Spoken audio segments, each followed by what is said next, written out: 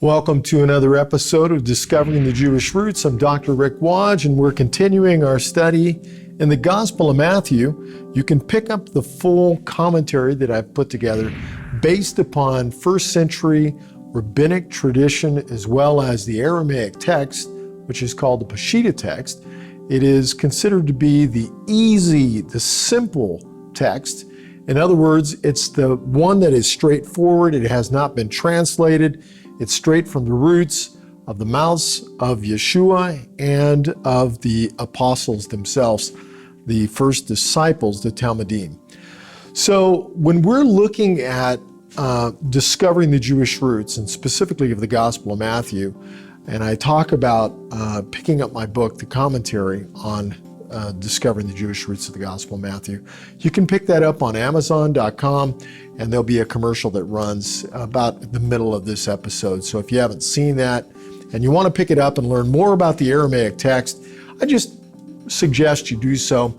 You know, most of the thoughts within the commentary that I put together are based upon wiser men and women throughout the years that have studied the Jewish culture. They've studied the Second Temple period to such a exact science that it really makes sense to go back to that kind of study and looking at the culture in that way, because it's going to open up our eyes to what was really meant, what was said, what was taught, and then how we can apply that to our own lives. So we're going to continue in the Gospel of Matthew.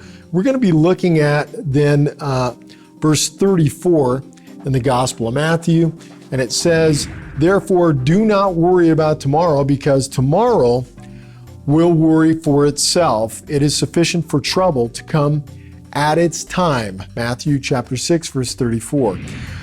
In the modern book, the Book of Yiddish, The Joys of Yiddish by Leo Rolston, we find a very typical Jewish saying that goes like this. It says that don't worry about tomorrow, because who knows what disaster may come upon you today.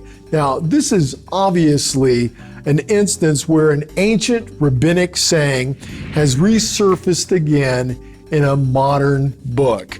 And that's true. Now, Yeshua, in this verse that we just looked at in chapter 6, verse 34, may also be quoting from a very well-known saying during his day. And you know, this is one of the things I've been trying to communicate throughout this series, is that Yeshua, Jesus, was not coming up with something original in most of his sayings. He was looking at what they already knew and breathing into it the authority that comes alone from the Messiah. And so with that having been said, they never said, wow, he's bringing a brand new teaching. They said he speaks as one with authority, and that absolutely is the case. When we look at some of the rabbinic writings, when we look at the prophets, when we look at the sayings, the writings, the poetic words of King David, we know who inspired the biblical text. It was God.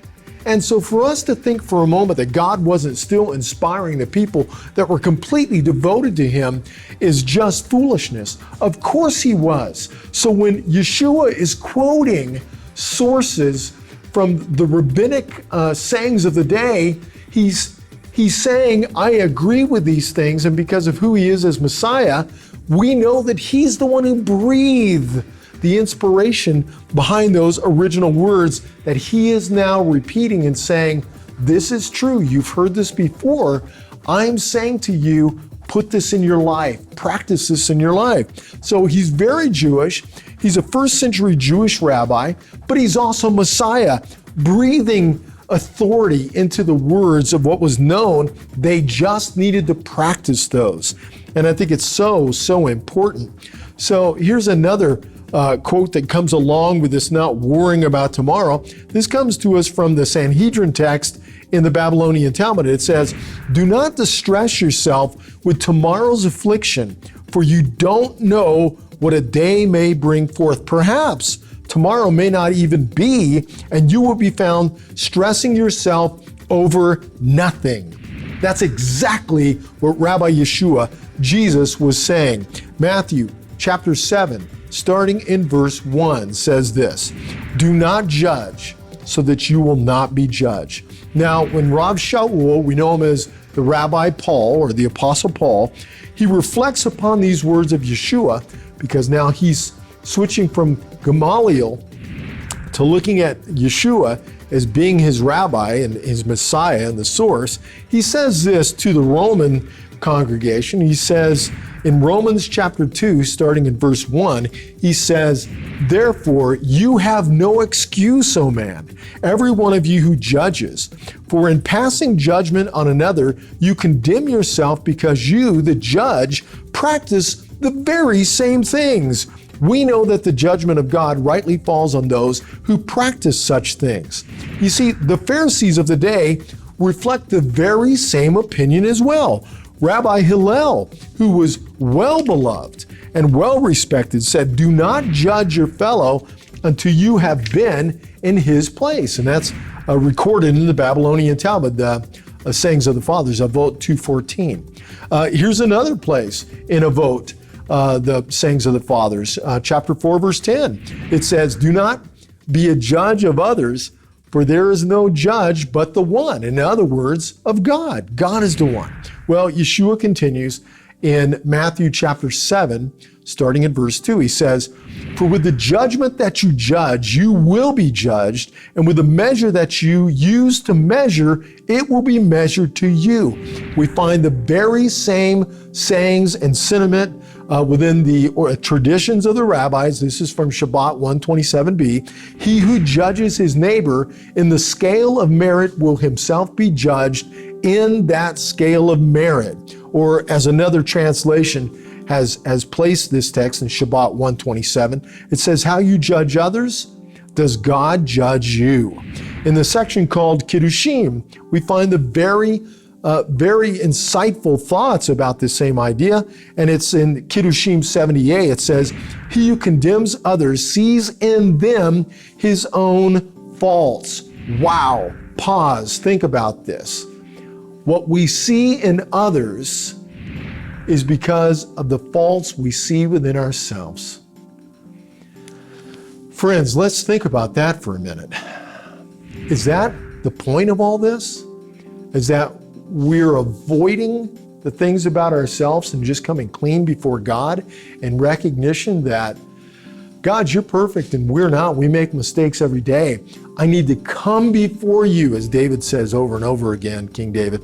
I need to come before you and confess before you with a contrite heart that I am not holy in and of myself, in and of my own desires and my own thoughts and my own actions at times.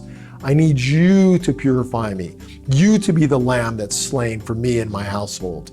And this is the guts of this thing, that as we study, we're not just studying for the sake of gaining more knowledge and understanding more of Yeshua, what he said, but if we're not taking Yeshua's words to heart as our rabbi, and we're putting that into our lives so that we become changed and different and have a clearer, more true understanding of who we are in the scheme of things before God, then friends, we have missed the whole purpose of all this. Now, Rabbi Shaul says this in Romans chapter 2, verse 19 through 23. He says, "And if you have persuaded yourself that you are a guide to the blind, a light in the darkness, an instructor for the spiritually unaware, and a teacher of children, since in the Torah you have the embodiment of knowledge and truth," pause for just a minute. In the Torah, you have the embodiment of knowledge and truth. It contains what is true and what we need to learn for our lives. Let's continue on in verse 21. Then you who teach others, don't you teach yourself? In other words, take off the blinders. When we're coming face to face with knowledge and truth, if we don't apply it in our own lives and hold up the mirror of the Torah in front of us and say, this is who it says I am, and I'm going to be honest, this is who in fact I am and who I need to become, then we have missed it. And then he goes on to say, don't you teach yourself? And he says, preaching, thou shalt not steal, do you steal? Verse 22, saying, thou shalt not commit adultery, do you commit adultery?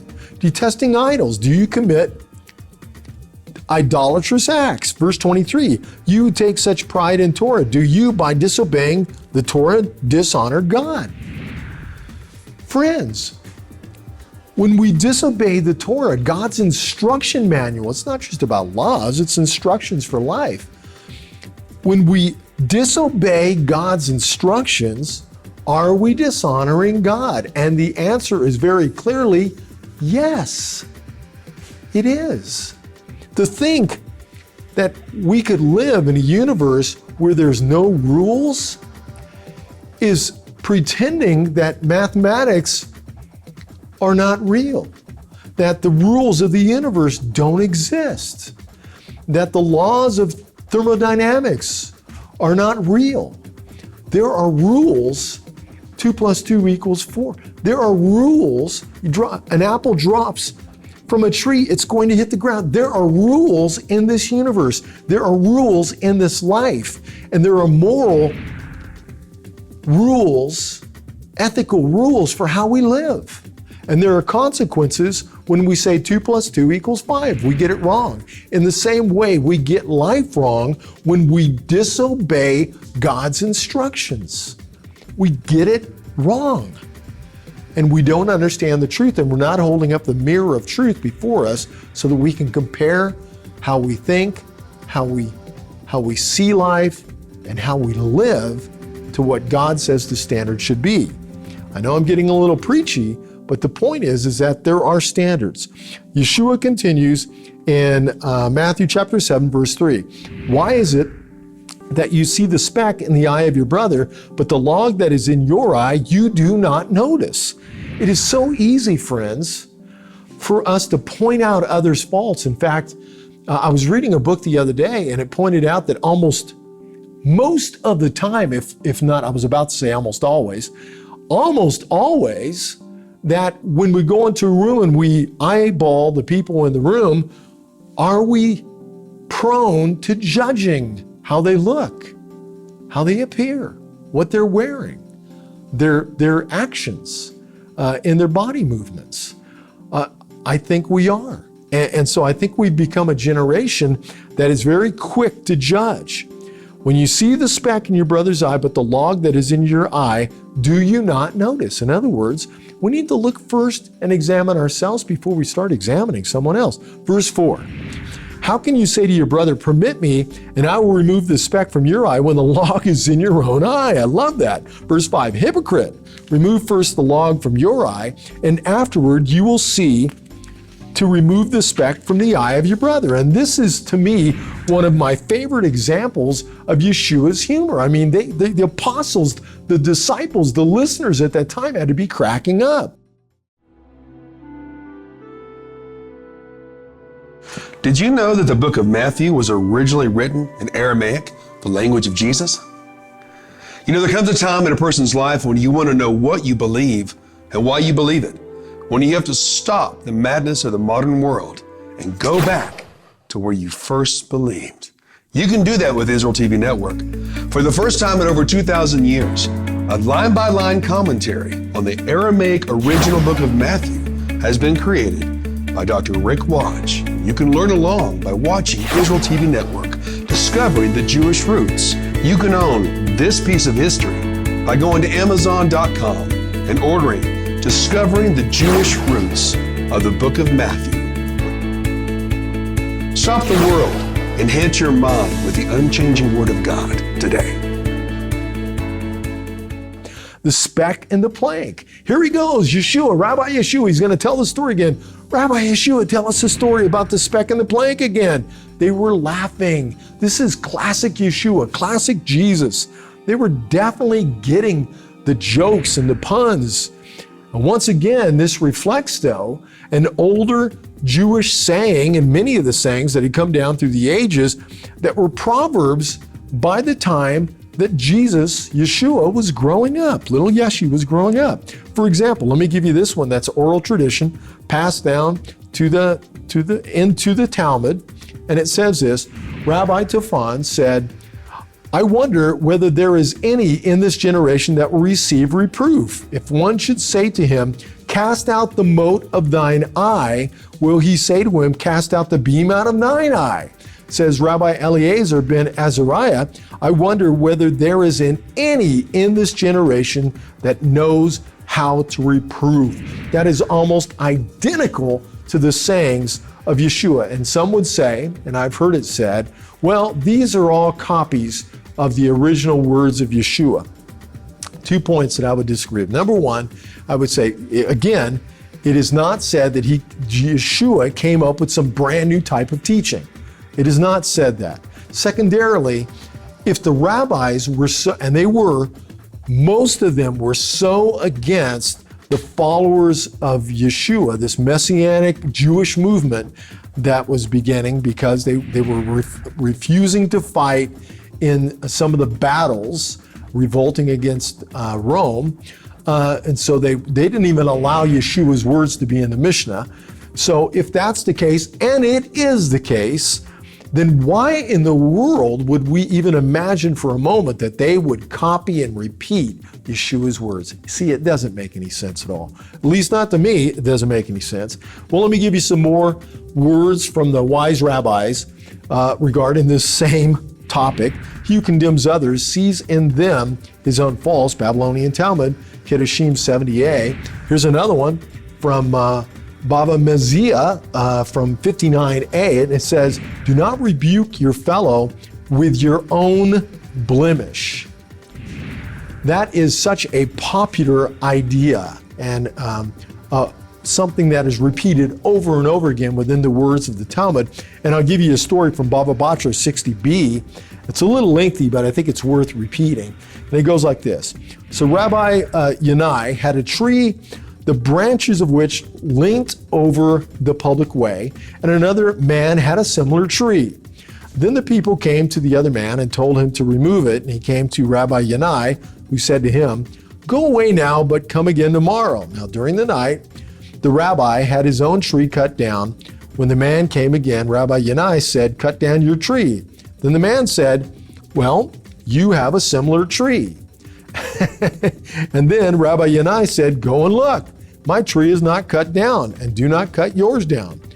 Here's the question. Why did Rabbi Yanai change his mind? Before he thought the people liked the tree because they could sit in its shade. But when he found that they disliked the trees, he cut his tree down. Why did he not say to the man, you cut yours down, then I will cut mine down? And here's the gist and the lesson of the story.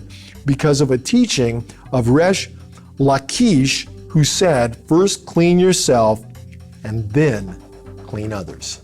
So this is the point. Get your act together first before you start telling somebody else to get their act together. So you get the idea in this.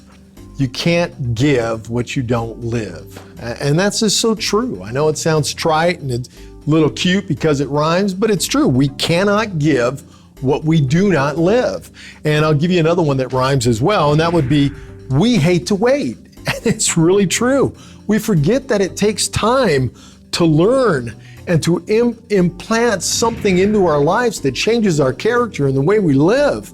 And so for us to expect someone else to have done that, and maybe they didn't even know, maybe they hadn't even started the journey on that part of their character, and that's wrong of us. You know, we don't do that to ourselves usually, so we shouldn't do that to others. So we need to implant these ideas and these characteristics in our own life first before we expect that to be a part of somebody else's. But this passage also has another example which shows Yeshua's vast knowledge of his culture. Through the Sermon on the Mount, we've come to see that our rabbi was extremely knowledgeable about many things. One would be Jewish law. Absolutely, he knew the Torah. He knew the prophets. It's amazing. He quotes from the Torah all the time. He quotes from the prophets all the time. But also, not just that, not just from the Tanakh, he also knew the teachings of the Sanhedrin. He quotes them repeatedly. And not just that, but the writings of the Essenes also. And you can't see it on the screen right now, but this Jewish sect at the Dead Sea, Qumran, Yeshua, to me, looks at them, gives them as an example of humility at one point in time in the Sermon on the Mount, but also quotes some of them. And I think Yochanan the Immerser, John the Baptist, did the same thing. And maybe he was a part of that community. We just don't know for sure. But another one, and you can't see it right there on the screen, but he also knew Jewish folklore and the sayings of the day. And I think that is just so vital. Now what I want to do is we're going to be going through and really in the next couple of sessions together, we're going to be finishing up the Sermon on the Mount and that section from Matthew 5 through Matthew 7. We're gonna finish that off as we continue through Matthew.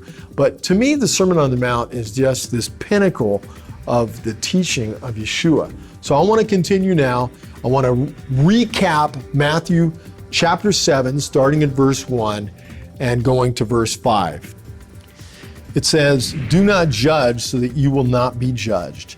For with the judgment that you judge, you will be judged, and with the measure that you use to measure, it will be measured to you. Why is it that you see the speck in the eye of your brother, but the log that is in your eye you do not notice? How can you say to your brother, 'Permit me, and I will remove the speck from your eye,' when the log is in your eye? Hypocrite, remove first the log from your eye, and afterward you will surely see to remove the speck from the eye of your brother."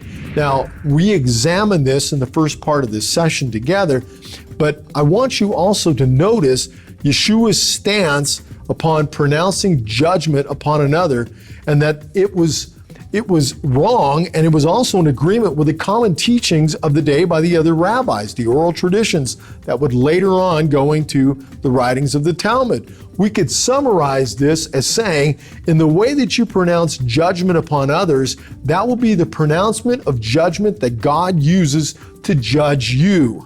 So, he's saying, be forgiving and understanding toward one another. Because we're all going to be judged by God in the end, and his judgment is fairer, clearer, and more righteous than ours could ever be.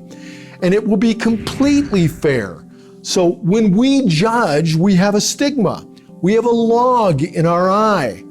God does not. And I think that's a good way of summarizing this section. So Yeshua continues then with the same topic of judging, in other words, of seeing something offensive in a person's life, and now he takes it to the next logical lesson. Remember, we've said this all along, that there's logic that goes from point A to point B to point C to point D, etc., throughout the Sermon on the Mount. They're not just random ethical teachings, but they follow a train of thought. One leads to the next. So now he's going to teach about offering advice to a person who's in need of instruction. In other words, he's saying, don't be critical, don't inappropriately judge, but what about helpful advice? And now he's going to discuss this in Matthew chapter 7, starting in verse 6. "Do not give the kodesh to the dogs, and do not throw your pearls before the pigs, or else they will trample them with their feet and then turn and tear you apart," he says. Okay, so the kodesh, or the things that are holy, kodesh or kadosh, we would say, they're like terms that come from the same root, are the pearls, the things of value. They're the items of concern here. They're sacred things, they're costly things, the things that are important to God and the things that are of importance to us. The holy, the pearls. I get it. I understand this. So don't just go offering these really important things around you to the people who will not appreciate them, is what he's saying. The topic, remember, is one of giving of advice. And our rabbi says that those people will trample them under their feet. In other words, they will consider anything but kadosh, what you're saying, anything but holy. Instead of seeing them of value, they will devalue them and they will tear you apart. In other words, they're going to rip you apart for what you're saying and saying how ridiculous you are. And it could even go further than that. You could be so offending them with the things of holiness when they're being unholy with their lives that they create bodily harm for you and others. But whom is the Lord talking about? Is he actually telling them who to watch out for? And the answer is yes. It's found in the idioms of the day. In first century Judaism, a dog used in this lesson by Rabbi Yeshua was a non-Jew. And a pig was a known idiom in the first century Judaism for, more specifically, for a Roman. So a dog was a non-Jew, a pig was a Roman. In effect, the Lord is saying, don't be surprised. Friends, don't be surprised if non-Jews or even the Romans more specifically don't appreciate the holy things of God or the values that you have based your life upon, or that they respond by belittling you and belittling the advice and hurting you in the process. Don't be surprised. And there's some similar advice as we're finishing up this session, and it's found within the Talmud, and it says this: Rabbi Levi said, God made Israel swear that they should not reveal the Messianic age or the Messianic end, depending on the translation, and should not reveal the secrets of the Torah to the idolaters. That is to say, that things pertaining to the Messiah are of the greatest of importance, and people who are disrespecting God, idolaters in other words, shouldn't be allowed to disrespect the Messiah as well. See, the utmost respect we're to have for the Messiah. So he's saying, and they are saying, the rabbis of the day, so keep them out of the conversation, the dogs and the pigs. Keep them out of the conversation. They'll just see it as being unimportant anyways, and they'll disrespect the Messianic kingdom, the things to come, the things of God, the holiness, and how God tells us to live, and why you're living the way you're. They just won't get it. So keep them out of the conversation. And so it's very interesting that Rabbi Yeshua uses these same rabbinic terms for non-Jews and Romans as was used by the other rabbis of the time. We're going to talk more about this in our next session together. But friends, more than anything, I want you to understand that God has a plan for our lives. And whether you're Jewish or you're non-Jewish, God has brought these two together. He has grafted the non-Jews that are followers of the Messiah, and hopefully getting the understanding that the instructions of the Torah are not done away with. They're a part of our lives as well. We need to follow them, and that's what Rabbi Yeshua is teaching all the way through his instructions, because his instructions come from God. His instructions are of God. His instructions are also blended in with the Torah, because the Torah is the source of the instructions from God. And so we're to apply those to our lives, graft in with the Jewish people, and follow after the words of our Rabbi Yeshua. Well, friends, until next time, may the God of heaven and earth be with you. May you understand that He is the source of life, and may you find fullness of life in Him. Until next time, shalom, shalom.